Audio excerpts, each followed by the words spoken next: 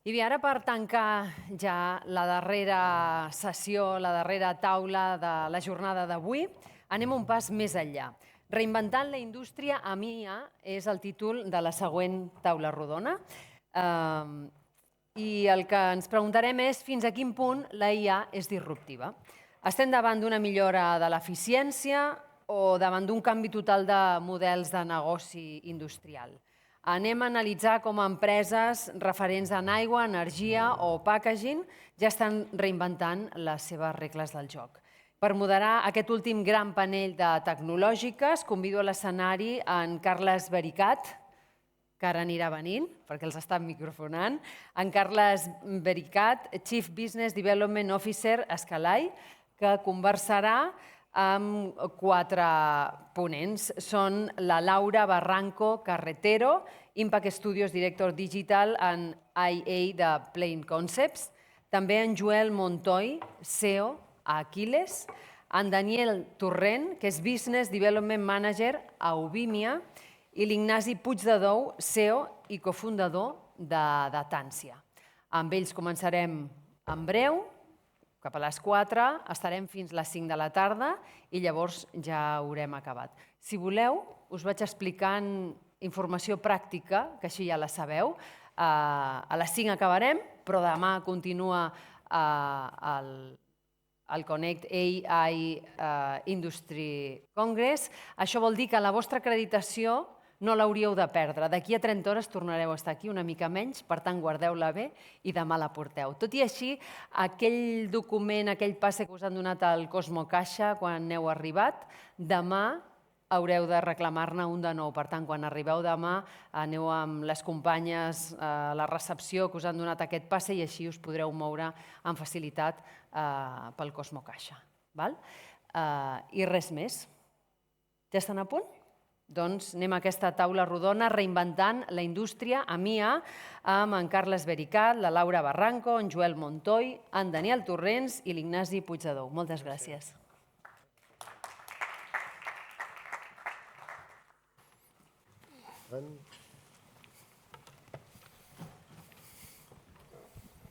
Perfecte, que em sentiu bé.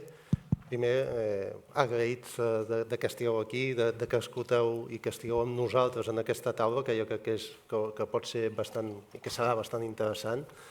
També agraït a l'organització per permetre'm fer aquesta taula, que a més em fa molta il·lusió, perquè jo crec que una part molt important de les feines de les empreses que som nosaltres, que som empreses de tecnologia, no és només fer projectes, només fer l'activitat comercial, sinó explicar com es fan els projectes, per què es fan, com els fem, quins casos d'ús s'ha parlat ara fa una estona en l'anterior taula rodona, que és important que les empreses industrials, i en veritat qualsevol sector, vegin casos d'ús de com s'han fet, que vegin realment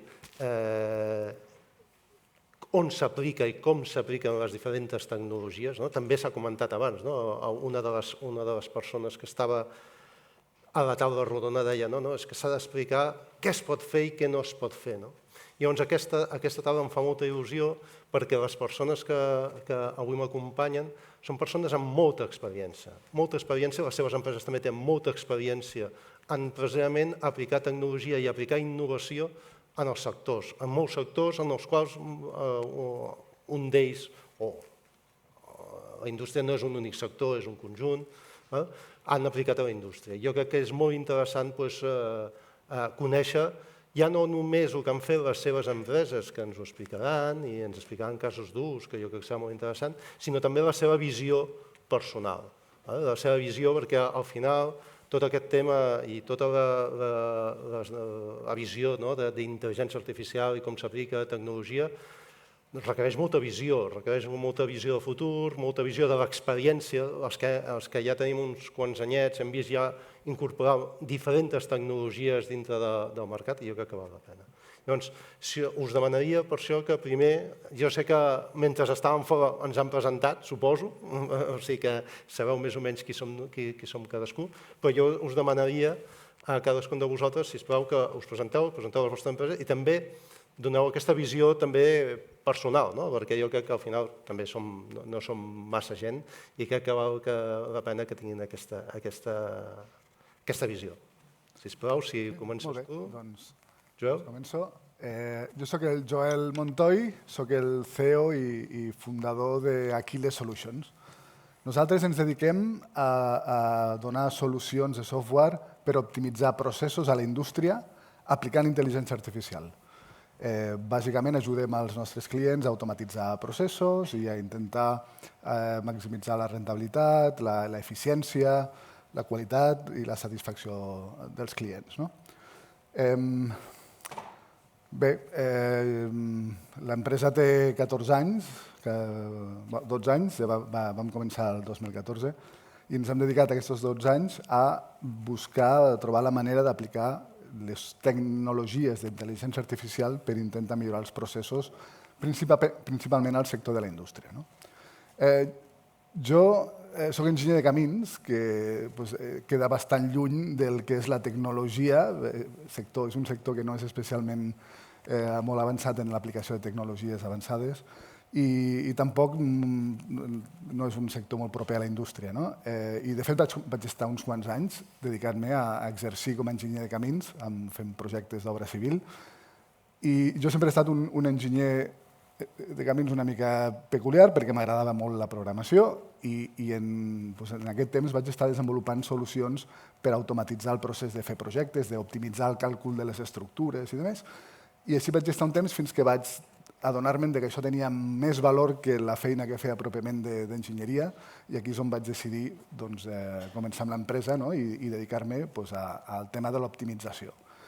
I vam començar a treballar pel sector industrial perquè ens vam adonar que és on hi havia moltes aplicacions d'intel·ligència artificial que podien ajudar molt. Hi havia molt marge per automatitzar i millorar els processos a la indústria i aquí estem. Ara som més de 40 persones que estem aquí a Barcelona i a Saragossa i dedicats completament a fer aplicació d'intel·ligència artificial per optimitzar processos a la indústria.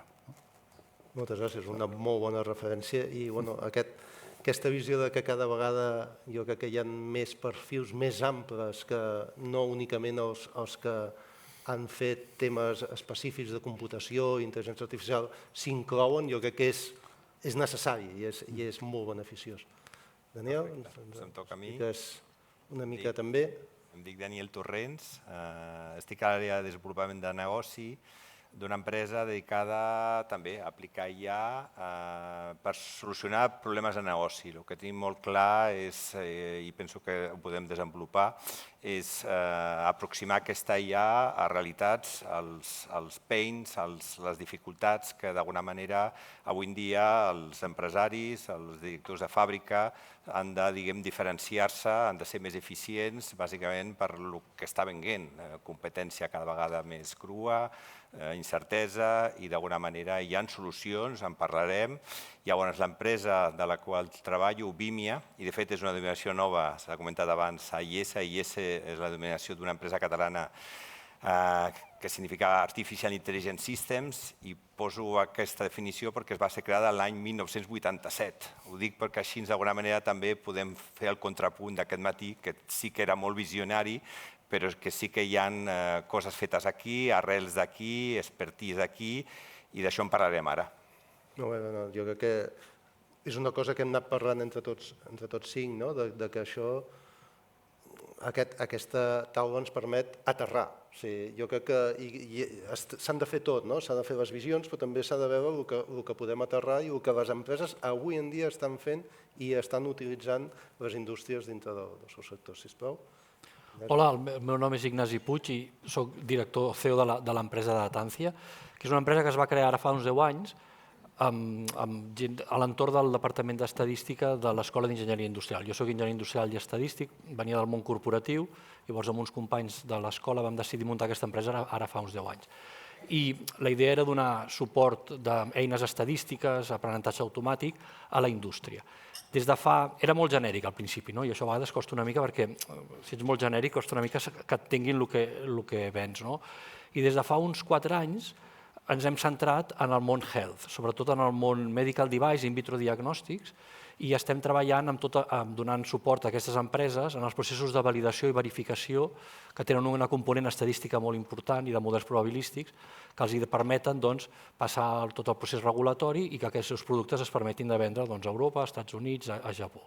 I aquesta és una mica l'àrea d'expertesa en la que treballem. Molt bé, doncs moltes gràcies, Ignasi. Laura, sisplau. Hola, jo sóc la Laura Barranco i estic aquí representant a l'empresa Plain Concepts. Soc la VP del Departament d'Estratègia i d'Assessorament més d'IA, dades i adopció de noves tecnologies. Plain Concepts es va fundar el 2006. És diguem-ne, el que es diu un spin-off de diversos MVPs de Microsoft. Va créixer exponencialment. Ara som més de 1.000 desenvolupadors i tenim oficines a Barcelona, a Madrid, a Dubai, a Seattle. Microsoft és un dels clients importants també de desenvolupament en àrees com Mixed Reality, que donem serveis globalment. I principalment els serveis que es fan a Plain Concepts és tot el servei de cloud, modernització, però sobretot el desenvolupament d'IA tan tradicional que encara hi ha molt de valor en extreure el valor de machine learning i deep learning. En alguns dels casos, us faig un spoiler, parlarem d'algun cas de deep learning molt interessant. I crec que coincideixo que al final hi ha molt de potencial, sobretot en la geografia que estem, de molta experiència tant per exportar com per desenvolupar algun projecte estratègic que també comentarem. Molt bé. Com veieu, hem portat, i per això us deia que em feia molta il·lusió, 4 representants de 4 empreses amb molta experiència i amb molt futur. O sigui, ells estan treballant a dia d'avui que va incorporant més tecnologia. Anem a parlar una mica d'això. Com veieu el títol és bastant indicador del que volem parlar. Parlem de reinvenció de la indústria, o sigui, quins són els canvis que creiem que ha d'impactar la indústria. Parlem, evidentment, amb intel·ligència artificial, que és l'element fonamental dintre de totes aquestes sessions. Parlem d'innovació, perquè això és incorporar innovació, que és una cosa que, a més, ja sabem com es fa. O sigui, la IA és nova, evidentment, els processos són nous, però incorporar innovació sí que ho sabem fer i ho portem molts anys fent-ho. Des del punt de vista de les empreses tecnològiques, i després parlarem també des del punt de vista del que pensem des de la indústria, però no només per canviar processos, sinó també per veure una visió de com canvien els models de negoci. O sigui, al final això va de disrupció. I aquesta és la primera pregunta que tinc per vosaltres, que m'agradaria que m'expliquéssiu. Diu, o sigui, segons la vostra visió, la intel·ligència artificial, el que estem veient d'intel·ligència artificial, és realment una tecnologia disruptiva per a la indústria? O és una tecnologia que ve a recolzar, a millorar alguna cosa? És un element disruptiu? I si és disruptiu, per què? O sigui, què aporta perquè realment això sigui disruptiu? I quan parlo de disruptiu, vol dir que això, que té un impacte no només en millorar una optimització o fer que alguna cosa es pugui fer més ràpid, sinó que canvia, fa canviar. Quina és la vostra visió en aquest sentit? Sisplau, l'ordre, estic fent així, però podem fer els ordres que vulgueu. Joel, doncs, jo crec que el tema aquí és què entenem per disrupció, com definim la disrupció. Però jo a vegades intento també veure-ho des d'un punt de vista més fred i sense el bombo que se li està donant a la intel·ligència artificial darrerament. I, en certa manera, i en general, jo crec que la IA no és una disrupció en el sentit que no està canviant, en gran part, en general, no està canviant la forma en què es fan les coses, els processos són els mateixos, el que sí que estem millorant, a vegades amb un percentatge més petit i a vegades amb un percentatge més gran, el funcionament d'aquests processos. Això des d'aquest punt de vista que el procés productiu no ha canviat tant, la logística no ha canviat tant amb l'ajuda de la IA, Per tant, ho veig menys una disrupció i més una millora, a vegades molt important. D'altra banda, també, potser també ara amb l'arribada de la IA generativa i també des d'un punt de vista de la magnitud de l'impacte que té la IA, també a vegades m'inclino a veure-ho com una disrupció, perquè realment l'impacte que està tenint la IA tradicional i ara la IA generativa sí que és gran, és un impacte gran que pot arribar a millorar molt els processos i canviar en alguns casos la forma en què les empreses treballen. I la IA generativa en particular, que és una cosa nova, que té moltes aplicacions i que en els propers anys segurament hi haurà una adopció molt ràpida, perquè a més l'adopció de la IA generativa és més fàcil potser que la IA més tradicional, doncs jo crec que en aquest sentit sí que podem parlar d'una disrupció, en el sentit que l'impacte que tindrà serà més gran. No tant pel canvi de la forma en què es fan les coses, sinó perquè l'impacte que tindrà és molt gran. No sé, com ho veieu? Mira, jo diria, efectivament, per la indústria no és una disrupció com a tal que si existís, per exemple, la banca.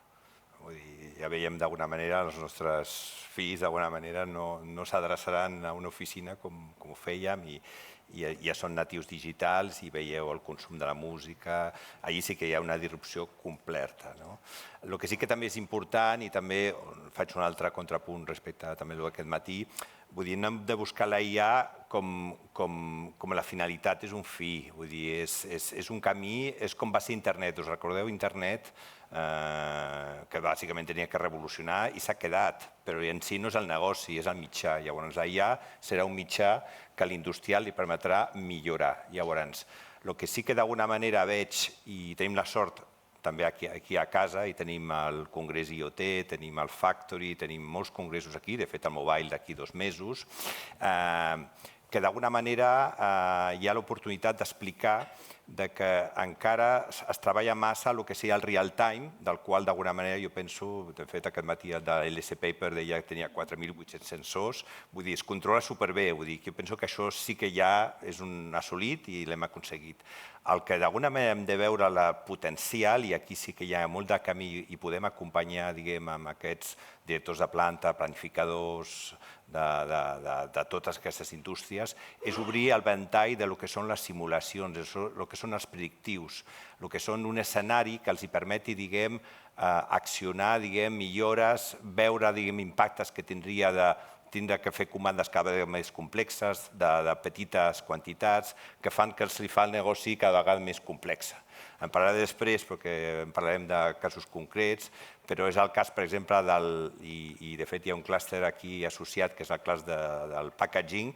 El packaging venia de les capses de cartró, que abans hi havia solament 2 capses, la famosa capsa americana, que tots hem conegut per fer mudances, i les capses de pizza. Avui en dia el packaging, imagineu, això ha portat la complexitat a fer que cadascú volia la seva capsa, jo la quiero tintada, jo la quiero con característiques, tota una complexitat que això es traslada, diguem, al fabricant, i evidentment això no es pot fer a mà.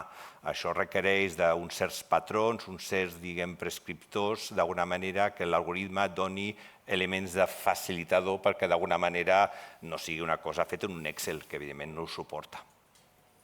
Jo coincideixo, és a dir, jo també penso que és un canvi disruptiu. També és veritat que aquí jo crec que hem de distingir una mica, perquè ara quan parlem d'IA tothom pensa en ChatGPT i sembla que el món sigui ChatGPT i els seus satèl·lits. Llavors jo tiraré una mica més enrere i la disrupció jo crec que ha vingut ja una mica abans, quan vam poder consolidar dades accessibles amb sensors baratos, capacitat de còmput i emmagatzemament barat i disponible al núvol i models de càlcul i d'identificació de patrons, aquesta combinació de dades, models i còmput va fer un canvi radical. I aquí això ha sigut ja abans que apareixessin els models de llenguatge i que realment estan fent un canvi que el faran. Com a models de llenguatge, i això a la indústria. El model de llenguatge és un afegit, és a dir, encara ho fa millor. Jo sí que veig disruptiu el model de llenguatge, no tant per la indústria, sinó perquè jo crec que la gent que fa 5 anys feia xarxes neurals no es pensaven que els models de llenguatge fossin tan bons, és a dir, que tenen aquesta percepció humana, és a dir, quan es parlava abans dels transformers, dels models de short long term memory, eren models molt atrotinats, que realment, jo crec que això ha sigut un impacte, ningú s'esperava que sortís un xat GPT amb una eina tan potent. I el model ha donat molt més del que en aquells moments els teòrics pensaven. Això sí que és un canvi, però com a societat. Com a indústria jo crec que el canvi ja va aparèixer quan teníem dades, i això potser estem parlant de l'època aquesta del machine learning, que ara ja ningú en parla, o del big data. Jo crec que aquí va ser el canvi industrial, la meva percepció. Ara, com a societat sí que és sorprenent el que estan fent aquests models de llenguatge, i no sé on arribarem, però això ja és com a humans, no tant com a indústria. Doncs jo sí que crec que hi ha un eix bastant important i connecta una miqueta amb el que acabes de comentar. Jo crec que sí que hi ha una disrupció positiva en la confiança que existeix en el nivell enterprise i sobretot a indústria de fer servir el llenguatge natural per entendre tot el que hi ha darrere. I això significa dues coses. Primer, que hi ha més gent a l'organització que pot prendre decisions més informades i que poden fer coses que abans no tenien temps. I això, tant en operaris de fàbriques o resolucions de downtimes, és molt important, perquè l'accés a la informació amb un llenguatge natural, amb una confiança d'un copilot que abans això no existia, aquesta interface de poder accedir al procés o a la data, jo crec que sí que és disruptiu perquè ens dona una altra visió. Òbviament, això hauria estat impossible sense tota l'altra feina de les dades, dels models de dades, però si no haguéssim tingut aquesta capa que s'ha revolucionat en els últims 5 anys, no tindríem aquesta palanca de donar aquesta nova visió. Però, òbviament, després, aquesta interface de com les persones interactuem amb la informació dins del model enterprise és el que ens dona la visió de hasta dónde podemos llegar. Llavors, jo crec que aquí sí que hi ha una disrupció important per obrir una porta o una finestra cap a més coses. Molt bé. Quan parlem de... No hi ha forma de no parlar de ChatGPT, suposo, en aquests entorns i de models de llenguatge, que evidentment jo estic d'acord amb tu, Ignasi. Ens va sorprendre. A mi, a més, em sorprèn i després em decepciona que al final sigui un tema de capacitat de computació. O sigui, no de millors algoritmes, sinó de ficar ja alguna que, a més, amb un cost brutal. Però sí que jo crec que ha sorprès a molts, i jo crec que a nosaltres. Jo crec que també a vosaltres, i com a empreses tecnològiques, us ha sorprès. Penseu que per això aquest tipus de disrupció al final acabarà sent un commodity, això? O sigui, al final el ChatGPT això serà un commodity i és un element més com pot ser l'ofimatic fa 20 anys i estem en un entorn, o això incorporarà aquests tipus de nous elements dintre de la indústria? Parlant de la indústria, pensant, feu-ho amb visió, vull dir, aquí jo crec que ningú, després d'aquí 5 anys, ningú ens dirà si hem anat. Això que em fa pensar això que dius, perquè he sigut escoltant les presentacions. Aquí la gent diu, heu d'implementar les empreses, els que no implementeu ja demà morireu. Clar, jo penso, ostres, en un entorn que inclús pels que estem ficats en el sector és complicat, perquè el que avui és innovador, demà és estàndard, i el que avui tu desenvolupes pel teu compte, demà t'ho ven Google a meitat de preu i al doble de ràpid. Llavors, clar, demanar a algú que es foti amb un server d'aquests sense saber cap on va, jo penso, ostres, és fàcil anar a dir, va, feu, però feu què, no? I dit això que aquest punt de llançar-ho és... Se m'ha anat al cel, que anava a dir una altra cosa, i se m'ha anat. Però pensava, sí, deia, escolta, llanceu-se i feu. Clar, llavors jo no sé si la solució a la llarga vindrà d'anar fotent aquí amb el copilot un petit pilotet que no sé què hi ha, o si al final el que diu Oracle, que és, això vindrà el senyor Oracle o el senyor SAP, que té un RP de tota la vida, muntarà la intel·ligència artificial a sobre i la comprarem, Oracle Intel·ligència Artificial, i serà un suite nou que incorporarà. I per què Oracle? Home, perquè té experiència fent RPs, perquè té un tou de gent i perquè té molts quartos per gastar-se. I tu que estàs aquí muntant impressores o muntant, jo què sé, doncs no els tens. Llavors jo pensava, serà una commodity, jo crec que cada cop més les aplicacions embabaran la intel·ligència artificial en el seu procés. Els RPs seran RPs. El CRM, Salesforce, ja està incorporant eines d'intel·ligència artificial. I això anirà més. I això ho comprarem i ho farem servir. Que les empreses desenvoluparem pilots que no sé què, ostres, no sóc capaç de dir si la gent que es posa ara a fer coses Bueno, a part d'aprendre que això està bé, i el té en el loop i et té enterat. Si això que muntaran, dins de 2 anys o 3 ho hauran de desmuntar perquè no sé qui els hi donarà... Això em feia pensar, veus? No sé si serà commodity. Sí que ho veig implementat en els productes que avui comprem sense. El que sé que són, jo crec que en un determinat tipus de productes, però a la indústria és que hi ha molts processos. Sí. A la indústria hi ha molts processos. No sé si tots aquests s'hi adapten, tu ho comentaves, no? I tu també ho comentaves de dir, bueno, sí, va, disruptiu, fins a un cert punt, les empreses segueixen tenint els seus processos, segueixen tenint les seves mecàniques. Creieu que aquí influirà més? Seguim tenint una intel·ligència artificial que és la que esteu aplicant, i quan diem sembla que sigui l'antiga, i no és l'antiga, estem encara desenvolupant i millorant algoritmes de deep learning, de machine learning, els estem encara millorant, utilitzant elements d'aquest tipus. Com veieu això? No sé, comentaves, Laura. Bueno, jo crec que realment hi ha una capa d'IA generativa que ja és commodity a nivell enterprise. Òbviament, si has anat per al model Copilot, ja està. I sap Joule que d'aquí res, i el que quedi de Salesforce també tindrà el seu, o Snowflake Cortex, etc.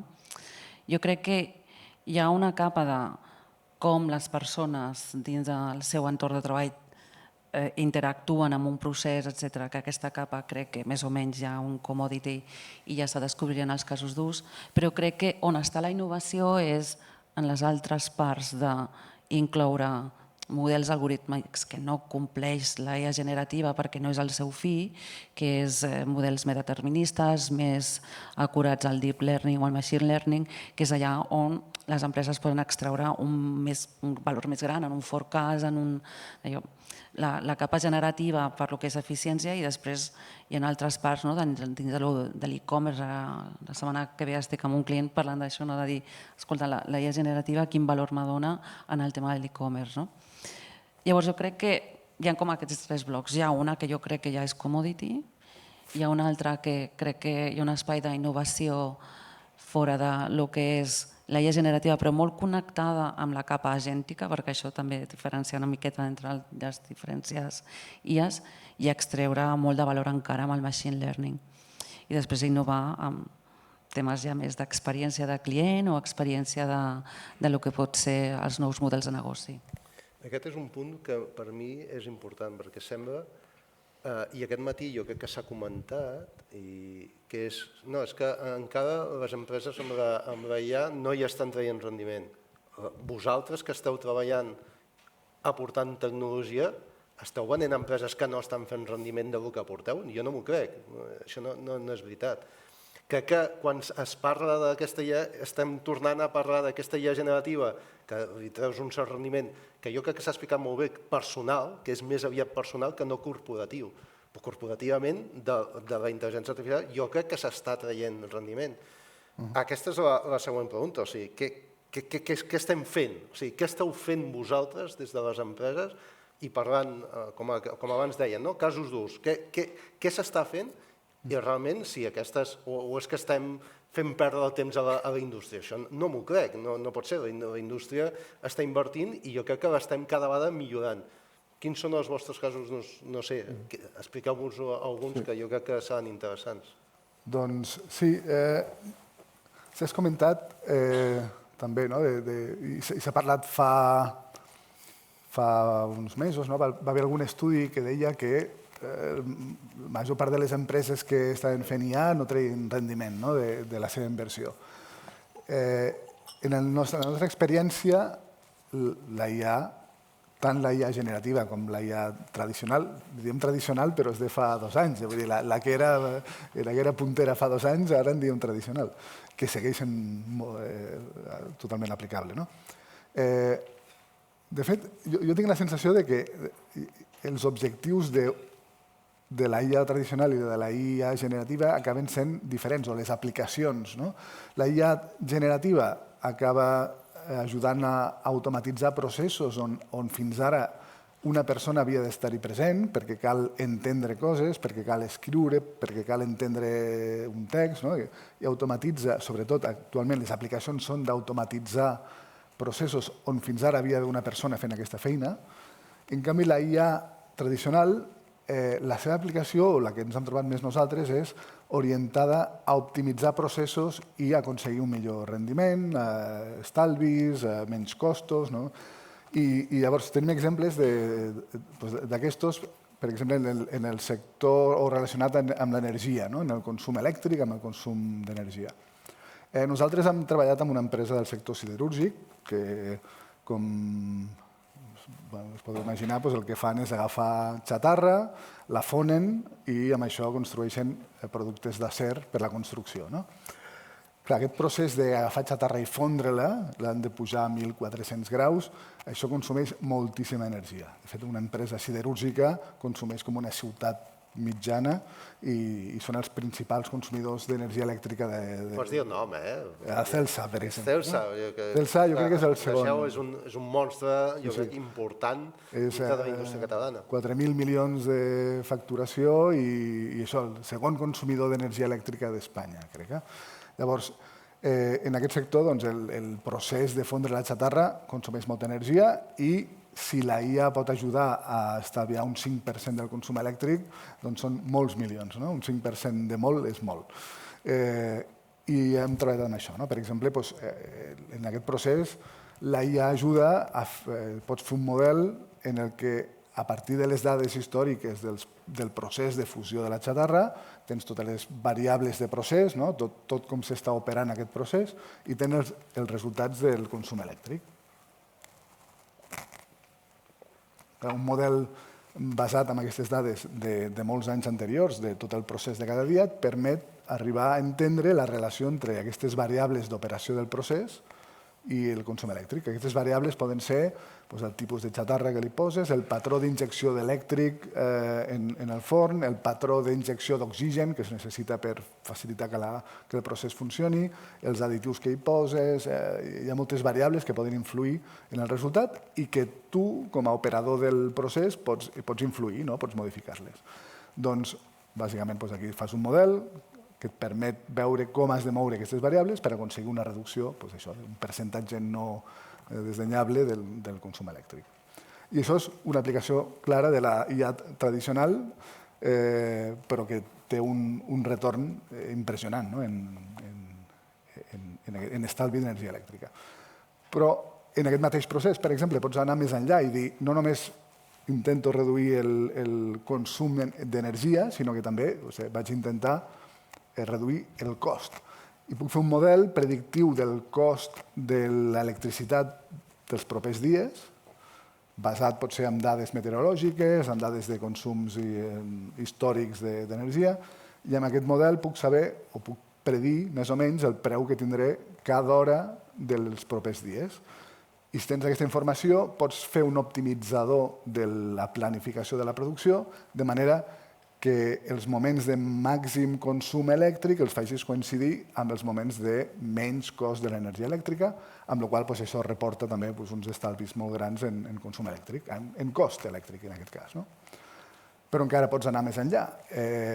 El procés de fabricació d'aquests perfils metàl·lics, les bigues metàl·liques, està dividit en dues parts. Una part que és la fusió de la xatarra per fer un producte intermig que en diuen palanquilla, que és un producte molt massiu, que després, en un segon procés, el procés de laminació, que és moldejar-lo, el vas transformant per convertir-lo en la biga metàl·lica que tots coneixem i que veiem.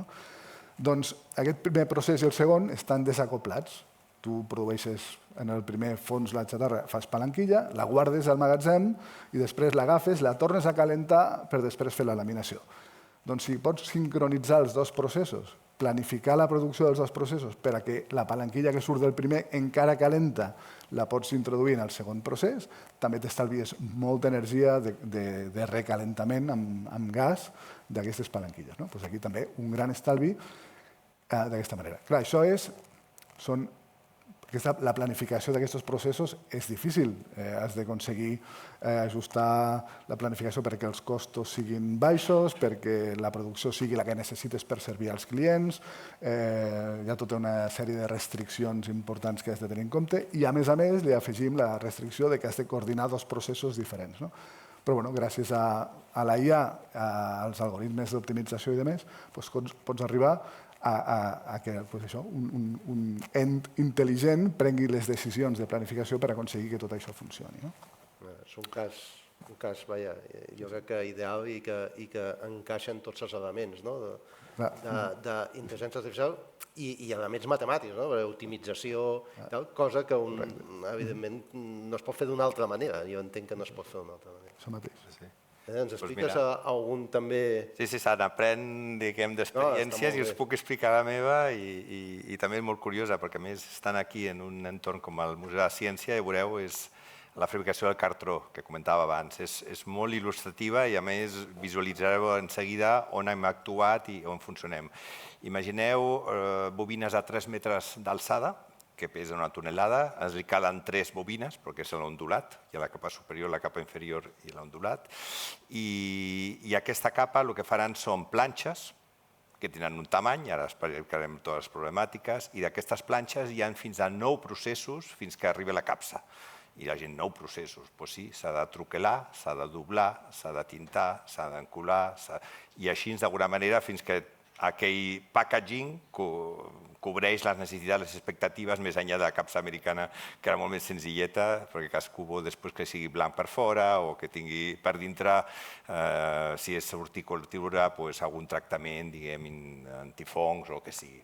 Doncs bé, també dic clients, perquè aprofitem, diguem, tenim aquí grans actors, perquè a més la gran sort de les capses és que no pots fer vindre capses de Xina, perquè és aire.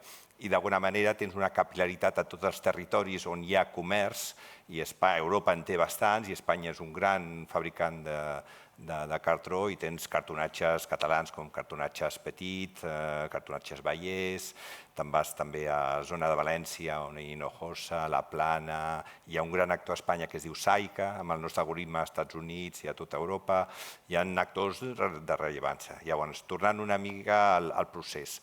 Bobines de 3 metres. Què passava? Que d'alguna manera el departament de compres comprava la bobina que era més econòmica.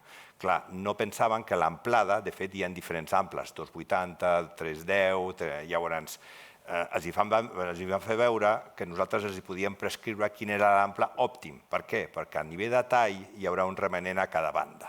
I llavors no és el mateix, tinguent ja clar, i això amb un estudi previ de les comandes, quin és el teu ample, diguem, òptim, d'alguna manera. Llavors, fixeu-vos com l'algoritme, en base a la previsió de demanda i històric, els hi pots prescriure quin és l'ample d'aquestes bobines. Llavors, aquí ja tens el departament de compres, on el departament de producció prescriu i d'alguna manera, evidentment, no podem veure la diferència de preu entre la merma que generaràs i el cost, però com a mínim d'alguna manera ja és una acció que no es feia abans i ara ja com a mínim sobre la taula li posen. Arriba les bobines, les poses i clar, tu pots tindre SAP, però SAP no et diu com posar i com aprofitar l'ample. Llavors pots autocombinar la mateixa comanda per evidentment aprofitar l'ample o combinar-lo amb altres clients que tinguin el mateix paper. Llavors, aquest Sudoku, de fet, si veieu el producte del Sudoku, és com posar el Sudoku en temps real, són 100 metres per minut, no és que sigui superràpid, però no es para. Vull dir que allò, en un torn de 8 hores, allò ha d'estar tallant transversalment, longitudinalment, saber que el sistema ha de saber on talla i fins quina quantitat. A partir d'ahir surt la planxa i a partir tens un gran problema per ells. Aquests 9 processos que he dit que abans van amb màquines diferents, no és un procés lineal, de fet, no treballem per la Coca-Cola, ja m'agradaria, però Coca-Cola és superlineal, vull dir, és allò, les Coca-Coles alineades i omplint, que fa que d'alguna manera en els processos no van totes a la mateixa velocitat. Llavors tens que si fiquessis totes les planxes en el mateix moment tindries falta de cartró en segons quins casos o al revés, saturació. Llavors aquí entra en joc una cosa molt xula que és les rutes de fabricació. Llavors aquí d'alguna manera organitzes la fàbrica, fas una visualització matemàtica com si fos un digital twin, el famós terme que també s'ha utilitzat fa uns anys, i els hi prescriu per on passar les diferents comandes, la parcialitat d'aquestes comandes i sobretot a partir d'aquí tens un sistema d'ajuda a decisió perquè aquesta màquina se't pot espatllar.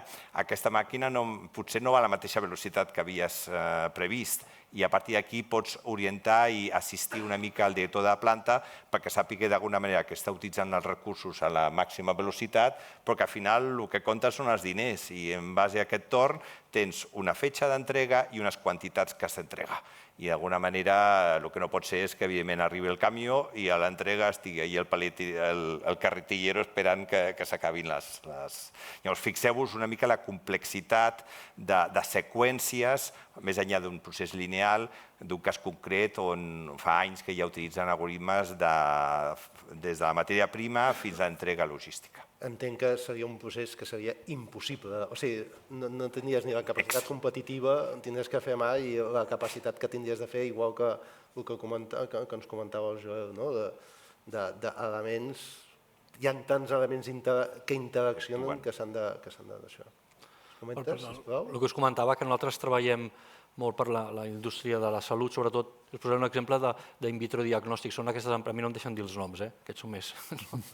Són gent que fa kits de diagnòstic, per exemple, imagineu-vos que bosses de sang que entren al sistema de salut s'han de fer un screening perquè aquestes bosses de sang no tinguin HIV o no tinguin hepatitis, etc. Llavors, aquesta gent fa els kits de diagnòstic que determina si aquesta bossa de sang està neta o pot passar dins del sistema de salut. Doncs aquesta gent, vam estar treballant amb ells, amb diferents empreses, desenvolupant, en aquest sentit més clàssic de l'intel·ligència o de l'aprenentatge automàtic, un sistema en el núvol en el que pujaven les dades dels tests que realitzaven o que realitzen, llavors el sistema les analitza, els hi presenta unes gràfiques i uns estudis ja customitzats per al tipus de prova que estan fent, i aleshores, si aquests estudis estan bé, doncs endavant, apreten un botó i els surt un report automàtic que resumeix això. Com ho feien abans? Agafaven les dades, les posaven a un Excel, feien els anàlisis, recorta i pega amb un Word, a vegades s'equivocaven, a vegades sortia un nom antic, etc. Doncs aquest procés s'ha automatitzat.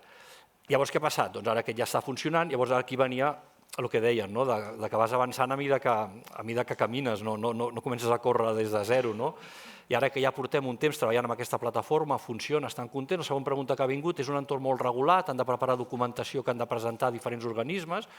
Llavors diuen, ostres, ara estem generant el document que ens valida que la linealitat del producte és correcta, que els interferents són correctes, que els límits de detecció són correctes. Jo tinc 10 documents, però jo al regulador no li entrego 10 documents, li entrego un. Podríem juntar aquests 10 documents de manera intel·ligent, evitant el senyor aquest que se'ls havia de llegir els 10, retallar de diferents llocs, enganxar, i generar un document que agafi aquests 10 i amb una plantilla, és a dir, que és un procés dirigit, no és en tant, hazme un document, sinó jo tinc una plantilla, fer una eina, i estem treballant amb aquest desenvolupament, fer una eina que seguint una plantilla i amb els documents, amb aquests 10 documents de base, et va fent propostes. La primera part és objectiu de l'anàlisi. Jo proposo, intel·ligència artificial generativa, et proposo, llegint aquests documents, que aquest és l'objectiu del teu anàlisi. Te'l mires, t'agrada, no t'agrada, canvies, dius que sí, dius que no, vale, retorn, pum, següent pas. Doncs resultats de la primera prova, te'ls proposes. És a dir, llavors hem creat una eina que d'alguna manera, amb els documents que ja existeixen, ajuda a l'usuari a crear el resum. Llavors això seria un exemple, i també un exemple d'utilitzar, aquí hi ha una barreja, vam començar amb intel·ligència artificial o aprenentatge automàtic més bàsic, i ha arribat un moment que diuen, escolta, i ara no podem fer el següent pas. I això està bé, perquè a vegades també sembla que hem de començar a córrer ja, i a vegades és començar a posar-t'hi, i llavors les idees van venir a mesura que t'hi poses. És utilitzar la tecnologia de model de llenguatges, però aplicada, o sigui, no agafar i fer només prompts, sinó realment aplicar i amb el coneixement que tenim. I aquí la clau ha estat identificar una àrea que és els... A vegades també ho deia un senyor, deia abans, les ponents deia, pregunteu a la gent de l'empresa per què fan servir el ChatGPT, això us pot donar idees de què fa falta, perquè la gent fa servir el que li crema. Doncs aquest era un procés, ostres, que els pobres senyors que havien de recollir aquests documents i fer-ne un, ostres, era una feinada, era avorridíssima i s'equivocava, i era una font de problemes. Llavors, trobar un procés que realment et fa mal, o et surt car o té molts errors, i aquest treballar-lo. I treballar-lo amb un workflow, és a dir, no és tant, vinga, tu vas fent i llavors vas omplint, sinó llavors hi ha un template i d'alguna manera aquest template es va omplint perquè tu ja saps el que ve primer, el que ve segon, i la intel·ligència artificial el que t'ajuda és, que ara toca resumir l'objectiu, doncs jo amb aquests d'això crec que l'objectiu que hauries de posar és aquest. Llavors, ara el modifiques, ja tinc l'objectiu posat, quin és el següent pas? El següent pas és definir quin és el no sé què, i la plantilla et va guiant. Llavors aquesta barreja diguéssim, d'una cosa que fa mal, amb un procés implementat amb un template, no res més en el ChatGPT anar fent preguntes, això és potent. Però això us ho va demanar el client o és la vostra experiència que és la que us ha portat a implementar aquestes coses? Bueno, això és fruit de treballar junts. Clar, tu no saps al client què li fa falta fins que no estàs amb ell. Estàs amb ell, tu tens aquest punt tecnològic, no? Que dius, hosti, això és un RAC. I a més ara els RACs, ostres, doncs per què no? I llavors aquest salt és aquesta sinergia que es crea quan una persona, un client que té un problema de negoci, treballa amb una empresa tecnològica que té aquesta visió que li permet dir, escolta, això que tu tens, això t'ho arregla. Llavors això és potent. En aquests moments és... Jo crec que aquest és el punt, està molt bé. No, ens expliques? Sí, bueno, jo he pensat un exemple que està molt relacionat amb la gestió de l'aigua. Molt bé, estem a més en un dels problemes més importants, òbviament conegut per tots, tant a la indústria com a infraestructures públiques, és la gestió de les fuites d'aigua. Afegit a aquesta complexitat és que, i també molt rellevant en els últims, és que hi ha molt poca inversió realment en general en el que és el manteniment o la remodernització de la infraestructura d'aigües. I a més és molt complexa trobar on està aquesta fuita. Llavors, el que hem treballat des de Plain Concepts amb diversos clients i també amb diverses tecnologies és trobar com diferents opcions per anar trobant amb més precisió on està la fuita, però també amb més agilitat la resolució per trobar la forma d'arreglar-la. És una combinació, diguem-ne, d'aquest concepte que ara està de moda aquest any que diem, IA generativa, ara aquest any està de moda la Ambient AI. Òbviament, al final el que estem parlant és d'una opció d'incloure sensors. Nosaltres treballem en 3 vies, la inclusió de sensors, però també treballem en una àrea que és com una especialització de Plain Concepts, és un departament que a més està a Sevilla, que és com el seu nicho. Treballem molt els vessons digitals, és a dir, de reconstrucció de tot el que és el pipe, de tot el que és realment els conductes d'una forma digital, per poder, o amb un sensor o amb una altra tècnica, ara comentaré, poder recrear on està aquesta fuita i recomanar un procés de manteniment i automatitzar-ho. El segon mètode, a més dels sensors, que m'agradaria que estigués el Jorge Cantón aquí per explicar-ho, que ell és la persona superespecialista, és un model de deep learning que treballa no el sensor visual, sinó el sensor del so, on està realment canviant el so del que és la pressió, etc. A mi m'impressiona molt perquè llavors la precisió del model de deep learning és amb el so, que és una miqueta una cosa que no hauríem pensat, està arribant a una detecció de diferents límits a un 98% d'eficiència. Llavors això encara està en estudis, això no és una cosa ja real.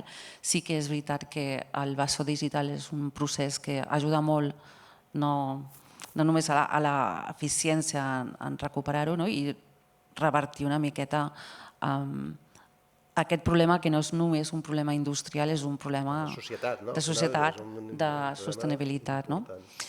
Hi ha diversos casos, jo crec que aquí els pioners, diguem-ne globalment, hi ha un cas d'ús molt potent a València, però el cas més important és el Yorkshire Waters, que està a UK, nosaltres treballem també a UK, i el pipe, diguem-ne, de lo que és la part nord de Yorkshire ha reduït un 52%, una miqueta, el que ells havien estimat que hauria sigut les pèrdues d'aigua. Així més xulos, i aquest encara el tenim en el pipe de nosaltres de recerca. El nostre departament de recerca treballa molt a nivell europeu, un altre projecte amb el que estem treballant és ja fer servir computer vision, que nosaltres fem servir molt el computer vision amb satèl·lites. Hi ha una proposta de fer-ho amb satèl·lites, però també amb drons, per identificar les taques d'humitat de lo que seria la trajectòria del pipe.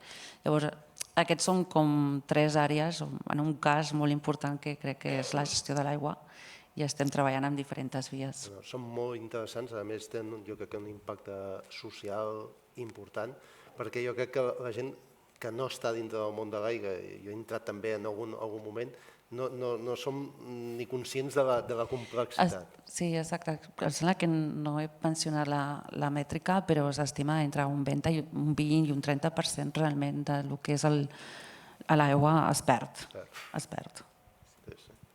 Molt bé, molt bé.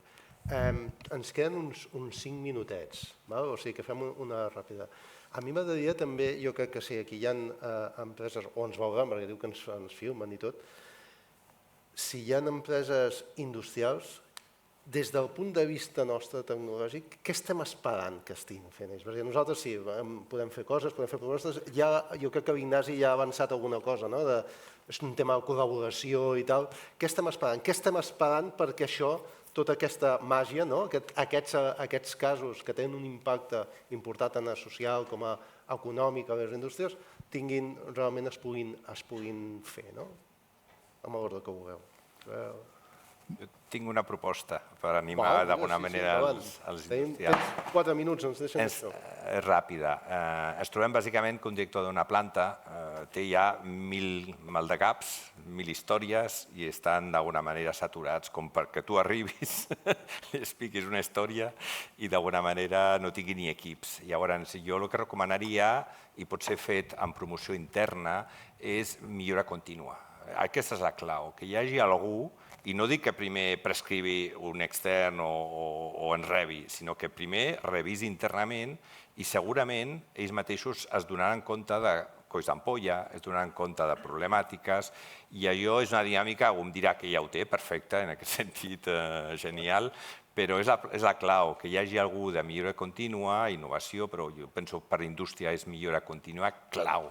Vull dir, pot ser una persona interna i a partir de la qual construir i ser una mica la llavor del que seria, diguem, tot el que estem parlant. La resta, què penseu?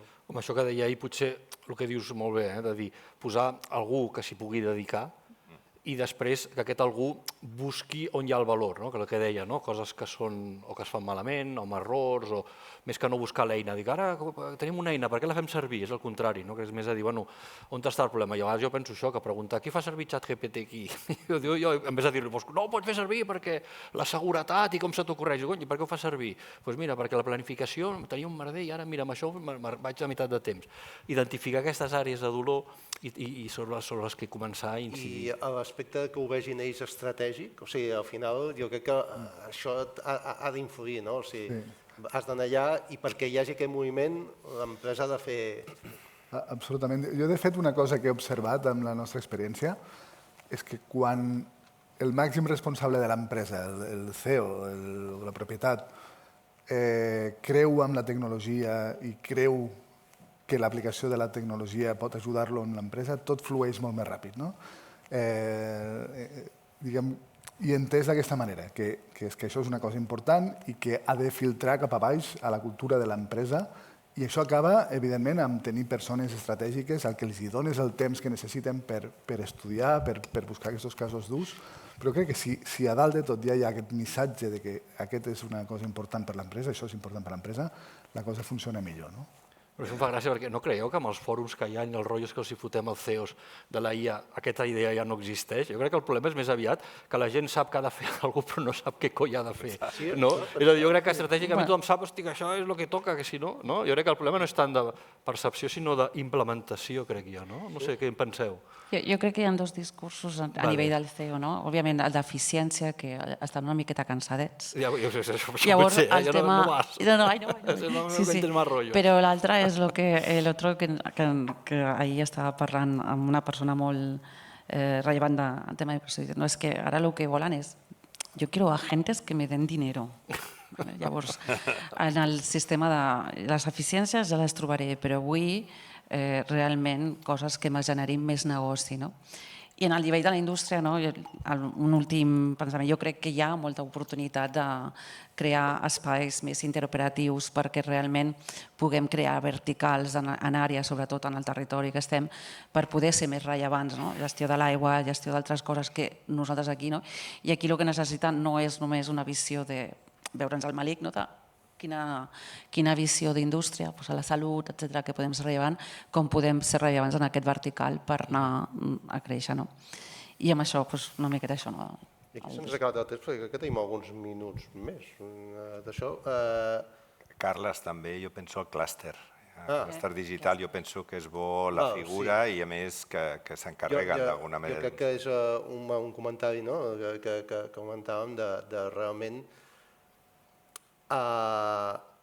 els clústers al final ajuden a que realment es puguin desenvolupar i es puguin desenvolupar i es puguin conèixer, jo crec, aquests casos. Per exemple, el clúster jo crec que ens dona la possibilitat de que i aquesta visió interclúster, jo crec que és una bona aposta de la visió interclúster que hem comentat nosaltres en petit comitè, que creiem que és interessant perquè és la forma de que les empreses verticals, els sectors verticals, vegin què s'està fent en diferents sectors, perquè a vegades els sectors són molt civils, i que, com dèiem, el clúster jo crec que és una bona manera de fer això. No sé si voleu fer algun comentari més sobre aquest tema.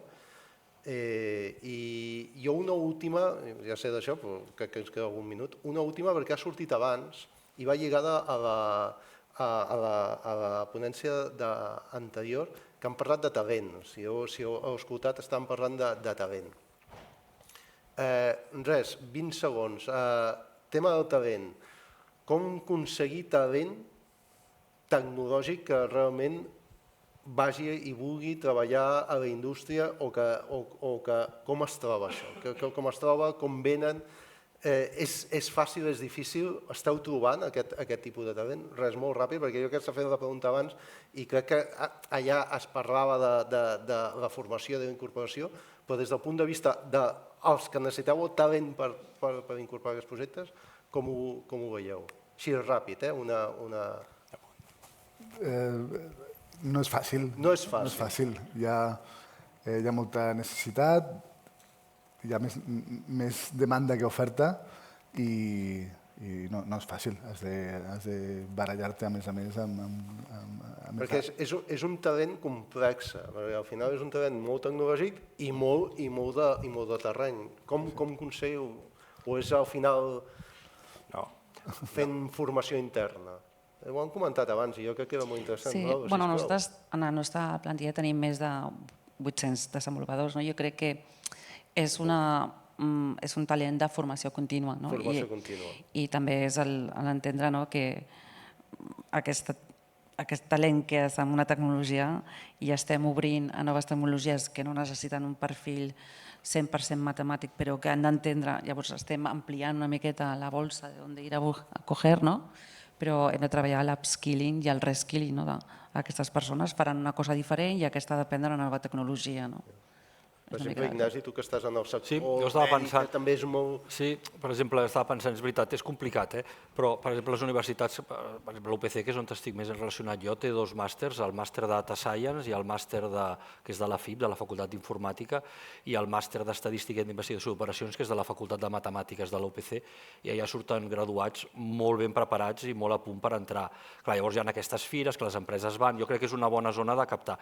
El problema que és més aviat és com els gestiones després, perquè aquí a l'empresa, perquè aquests tios parlen i no els entén. Llavors, clar, l'altre és, has d'agafar algú a l'empresa capaç de dirigir-los bé, perquè saben molt, però vull dir, saps?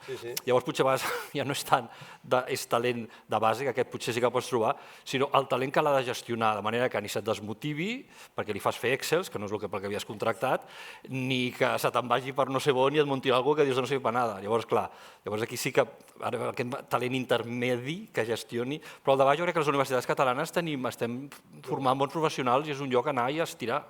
Com ho veus tu? Però que l'industrial tingui aquestes eines per ser atractiu, perquè evidentment aquests joves natius digitals, si van a una fàbrica que hi ha un paper que té que apuntar el torn i tal, és que aguantarà un mes. Vull dir que llavors, en canvi, si tenen unes PDAs, si tenen un sistema de tot robotitzat i tal, clar, com a mínim aguantarà una mica més. Llavors també és el rol d'ensenyar, diguem, aquestes tecnologies. Jo crec que també s'ha comentat i jo crec que va lligat, és que s'ha de fer atractiu també. O sigui, al final el sector s'ha de fer atractiu i entre tots, jo crec que des del punt de vista tecnològic, que són els que capten, i des de la indústria també s'ha de fer atractiu. Doncs molt bé, jo crec que donem aquí, si us sembla bé, per tancat la taula i moltes gràcies a tots, jo crec que ha sigut una conversa molt interessant i espero que us agradi també a vosaltres. Molt bé, gràcies.